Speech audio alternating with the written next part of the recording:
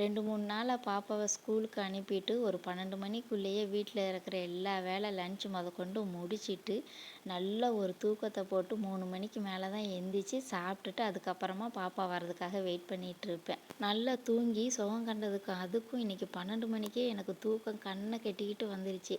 ஆனா, இன்னைக்கு பாப்பாவுக்கு ஸ்கூல் லீவு அப்படின்றதுனால அவள வச்சுக்கிட்டு எப்படி தான் 12 மணிக்கு தூங்க முடியுமோ?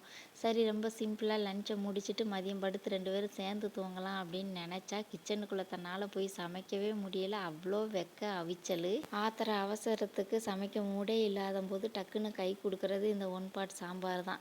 ஆக்சுவலி சாம்பார் வைக்கிறதுக்கு என்னென்னலாம் போடுவோமோ அது எல்லாத்தையும் மொத்தமாக குக்கரில் போட்டு விசில் வச்சு தாளிப்பு கொடுத்துட்டோம் அப்படின்னா சாம்பார் சூப்பராக ரெடி ஆயிரும். கூடவே பீக்கங்காய் பொரியலும் செஞ்சு ரசத்துக்கு பதிலாக தயிர் வாங்கி மோராக்கி தாளித்து அது கூட கத்திரிக்காய் உருளைக்கிழங்கு பொரியல் எல்லாம் செஞ்சு ஆளுக்கு முதல்ல சாப்பிட்டுட்டு நானும் பாப்பாவும் படுத்து நல்லா தூங்கிட்டோம்.